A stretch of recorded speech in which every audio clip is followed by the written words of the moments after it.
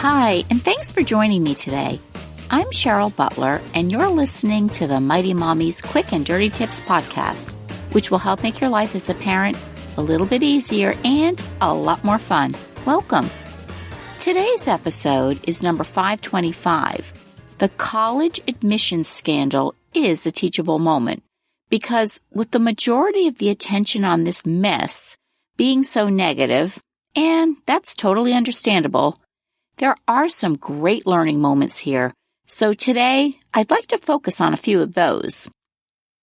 By now, you've probably heard the appalling news story about the college admissions scandal that rocked the nation.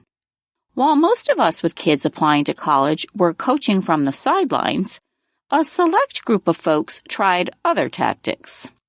Federal prosecutors charged 50 people, including Hollywood actresses, business leaders, and elite college coaches, in a blatant scheme to buy spots in the freshman classes at prominent American universities.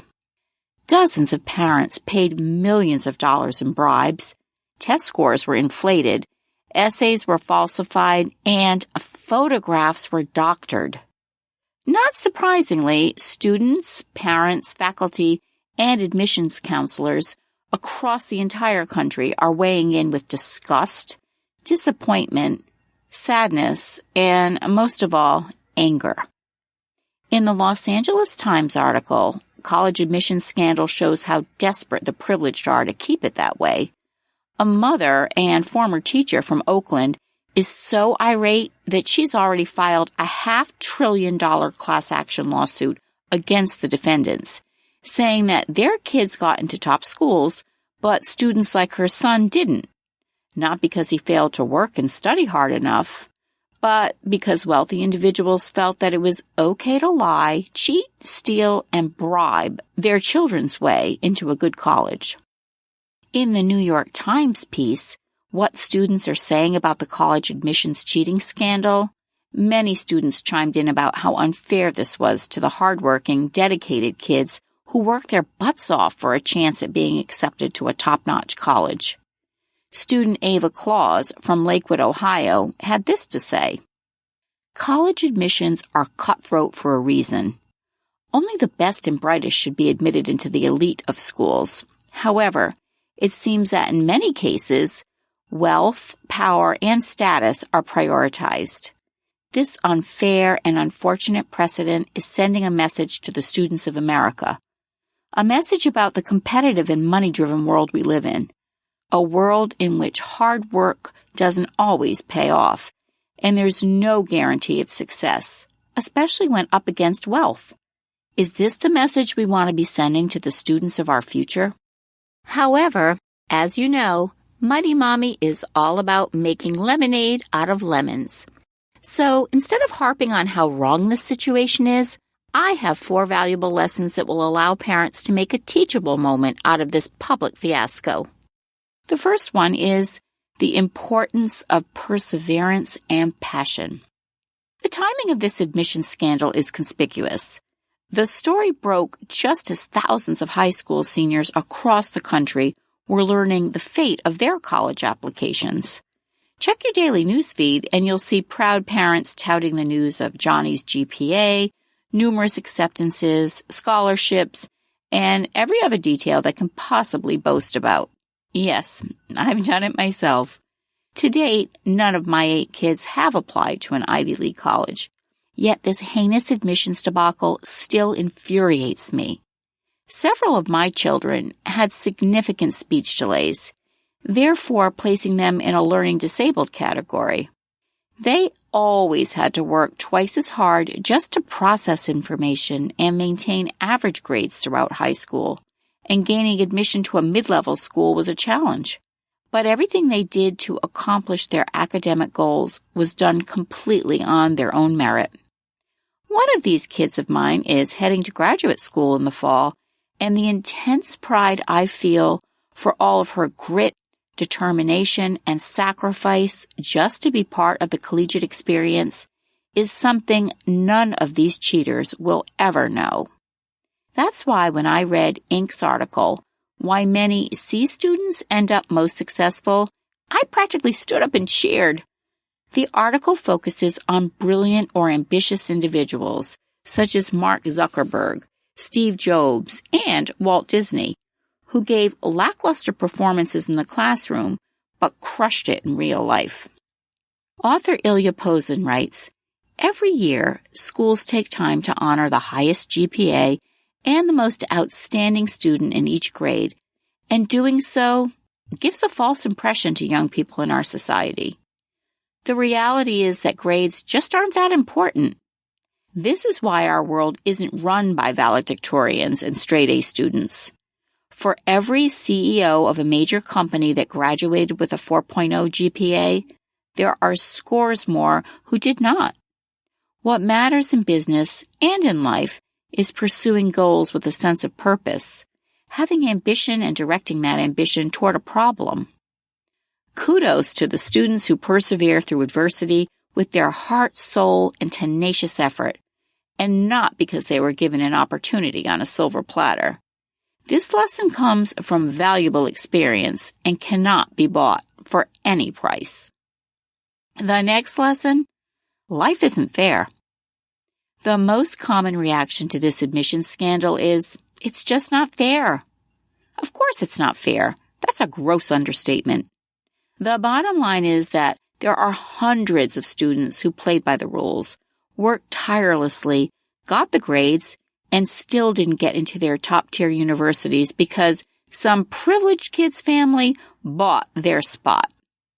If nothing else, this entire scam has illustrated one of life's most difficult lessons. Life is indeed not fair, and most often, there's not much we can do about it. Even though I search for silver linings in any situation, I also keep it real with my 8 kids because in the real world, they're going to face plenty of unfair situations that are simply out of their control. In Forbes' article, "Life Isn't Fair, Deal with It," writer Mike Myatt says, "It doesn't matter whether you're born with a silver spoon, plastic spoon, or no spoon at all. It's not the circumstances by which you come into this world, but what you make of them once you arrive that matter." The article ended with 11 points taken from a commencement speech widely attributed to Bill Gates, entitled "Rules for Life." Rule number 1 was, life's not fair, get used to it. The next lesson that we have that's a super important one is prestige isn't everything. Parents involved in this admissions calamity clearly had a motive. Given that wealth, power, and fame were in play, it seems pretty obvious that they were desperate to give their children the best education that their money could buy. But could it be that they were also looking for bragging rights? As parents, we of course want to see our kids succeed, particularly when they get ready to leave the nest and prepare for life on their own. For most kids, this involves heading off to college to earn a degree so they can become productive members of society. Even better if they find success with the bells and whistles of a high-salaried position, one that perhaps has a prestigious title like doctor, lawyer, or brain surgeon attached. In today's world, our kids face intense competition in school, as well as in sports and extracurricular activities. With all the social media avenues available, we parent in a glass fishbowl, for heaven's sake, for the whole world to watch. Not only are we trying to keep up with the Joneses, we've added the Smiths, the Wrights, and dozens more. The pressure is unreal, and sadly, we bring most of that on ourselves. There's a lot of data to suggest that it matters much more what you do when you go to college, how you engage in that experience, what you major in, than where that all takes place. You get out of the college experience what you put into it, said Davin Sweeney, a former admissions official at the University of Rochester, who now works for CollegeWise. My 4th child is a senior at a small D3 college in New Hampshire. He was a solid A-B student throughout high school, as well as a 3-sport athlete. He visited a handful of colleges, some prestigious, along the East Coast, in search of the right academic fit, as well as a school where he could play college baseball. Given his grades and the all-state baseball status, we were really surprised at his final decision, but we were happy that he found a college that seemed to fit all of his needs. The majority of his friends chose larger, more well-known universities, and for the first time, our popular, very social son broke away from his pack. His first few months as a freshman were rough, and he had many doubts about his choice. Once he started meeting the guys on the baseball team, however, the tide changed, and he started to find his new tribe. When he returned after the holiday break, he never looked back, and he's now met some of his very best friends and a wonderful girlfriend, and has soaked up all that he could from his college experience, including a few things I wish I hadn't heard about. He definitely got what he put into it, regardless of it not being a well-known school, and he already has prospective job opportunities when he graduates this May. And finally, define your family's measure of success. My final thought on this entire saga is the one I feel is critical in making this an incredible teachable moment for our kids, and that's this. It's a perfect opportunity now to define your family's measure of success. Too often, we let society define success for us, rather than considering what truly matters. For those who were involved in this college admission mess, it seems a degree from a big-name school was a key factor in their family's success quota. But what matters most to you and your family? My favorite quote on success comes from one of my favorite author and role models, Maya Angelou. Success is liking yourself, liking what you do, and liking how you do it. According to Challenge Success, a research-based nonprofit out of the Stanford School of Education, our society has become too focused on grades, test scores, and performance, leaving little time for kids to develop the necessary skills to become resilient, ethical, and motivated learners.